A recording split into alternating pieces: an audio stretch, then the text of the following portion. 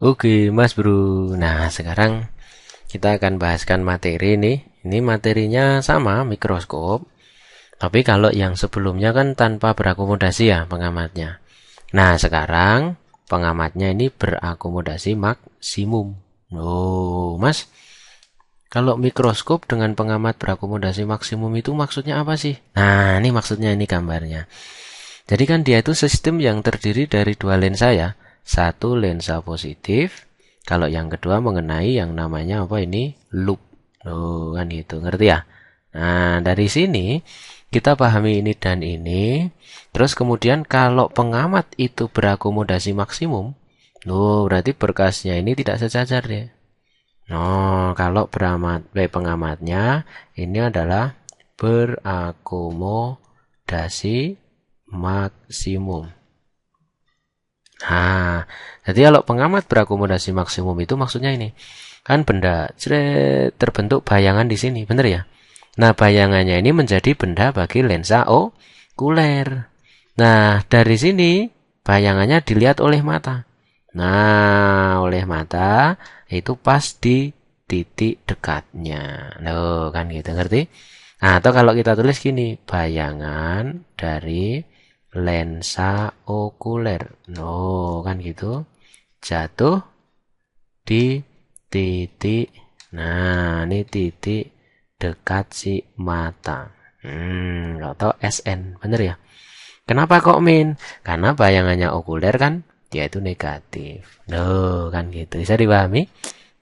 Nah, itu karena jatuh di titik dekat. Oh, kan itu bener ya. Nah, berarti bendanya itu ini bukan fokus okuler tapi S okuler.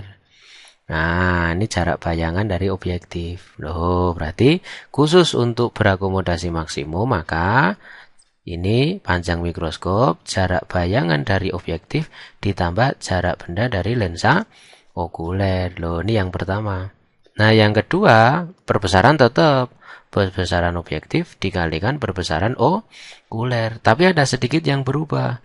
Kalau objektif kan tetap S aksen OB dibagi SOB. Nah, jadi objektif itu tetap. Nah, yang namanya perbesaran objektif itu ini dibagi dengan ini. Tuh, kan gitu. Ngerti ya? Nah, Mas, kalau okuler gimana? Nah, kalau okuler itu jarak baca normal dibagi fokus, tapi ditambah satu. Tuh, ditambah satu. Ngerti ya? Kenapa kok ditambah satu? Karena loopnya pengamatnya berakomodasi maksimum. Nah, kan gitu. Mas, kalau kita mau mencari SOK gimana? Kalau mau nyari S aksen OB kan gampang.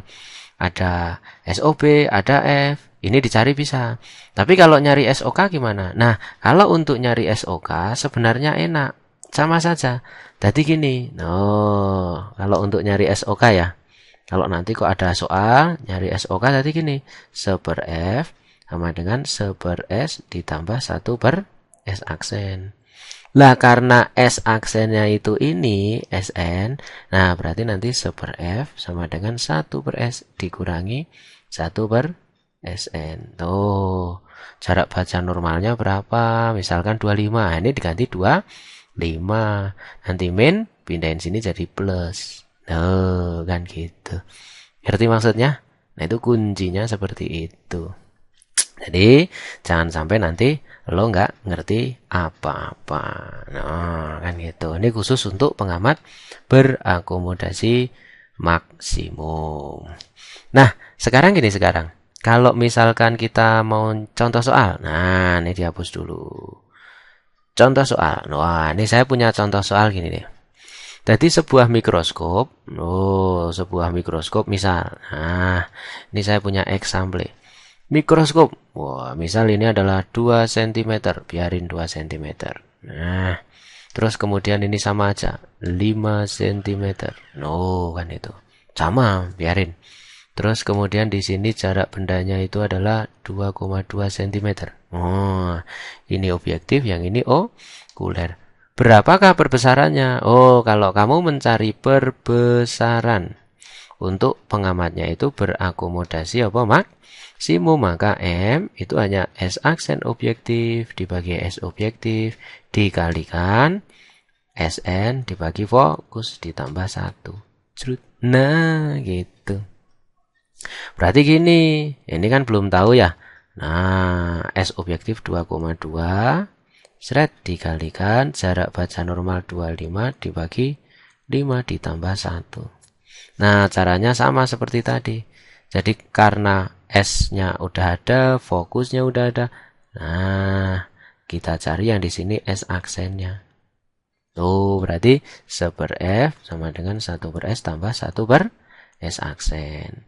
1/2 sama dengan 1/2,2 ditambah 1 per S aksen. 1 per S aksen sama dengan kali, dipindahin. 1 per S dikurang, 1 per S, 1/2. 1/2, dikurangi 1/2,2. Samakan ke angka 22. Berarti 11 dikurangi 10. Oh, ini 10 loh ya, bukan 16. Berarti 1 per S aksen sama dengan 1/2. Berarti S aksen objektifnya sama dengan 22. Tuh, berarti sama dengan 10 dikalikan, ini bagi ini 5. Tambah 1, 6. Wah, perbesarannya 60 kali. Tuh, kalau akomodasi maksimum. Mas, kalau saya mau mencari panjang mikroskop gimana? Nek kamu mau mencari panjang mikroskop, nah ini soalnya beda. Kalau panjang mikroskop berarti kamu cari ini dulu, SOK-nya. Nah, karena dia berakomodasi maksimum, kan itu bener ya.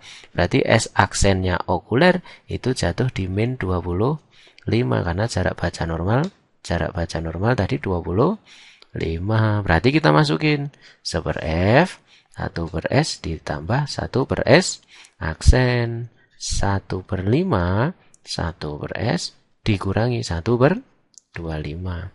Kenapa kok dikurangi? Karena kan maya. Nah, kan gitu. Nah, kalau ini min pindahin jadi plus. Berarti 1 per S sama dengan 1/5 ditambah 1/25. Wih, disamakan ke angka 25. Wah, berarti 5 ditambah 1. Oh, berarti S-nya 25 dibagi dengan 6. Ngerti ya? Karena ini kan hasilnya 6 per berapa? 25, berarti S-nya dibalik. 25 per 6. Ya, 25 per 6 itu sekitar berapa? 4,17 lah. Kan gitu. 4,17. Nah, ini tinggal kita masukin. Loh mas, berarti kalau panjangnya gimana panjangnya? Ya berarti, ini kan tadi 22. Ini 25 per 6. Oh, berarti 22 ditambah 25 per 6. Atau kalau kita pengen bikin tetap pecahan, ya nggak apa-apa. Samakan per 6. Ini kan kali 6. Kalau kali 6, 22 kali 6 itu berapa? Loh, 6 kali 2, 12. Berarti nanti 132 ditambah 25. Tuh kan gitu. Berarti 157 per 6 cm. Nah, inilah panjang mikroskop. Nah, ini untuk pengamat yang berakomodasi maksimum. Jadi ngerti ya sekarang ya. Mas, berarti kalau untuk yang pengamat berakomodasi maksimum gimana? Ada kasus khusus. Oh, berarti nanti okulernya kamu cari, nggak bisa langsung fokus okuler. Kalau sistem dua lensa tetap sama dengan yang tadi. Jadi sistem dua lensa tetap. Jadi ini objektif, satunya lagi okuler. Oh, bleng lewat sini. Nah, bayangannya objektif menjadi benda bagi lensa okuler. Yang beda hanya di ininya saja. Sama perbesaran. Mas, kalau letak benda gimana? Sama. Letak benda itu kalau semua mikroskop baik berakomodasi maupun tidak berakomodasi, itu antara fokus sampai jari-jari kelengkungan. Berarti bendanya itu lebih dari fokus dan bendanya kurang dari jari-jari kelengkungan. Ya wes, ini semoga materi dan contoh soal bisa bermanfaat buat kamu di dalam memahami prinsip mengenai mikroskop, terutama kalau yang ini pengamat berakomodasi maksimum.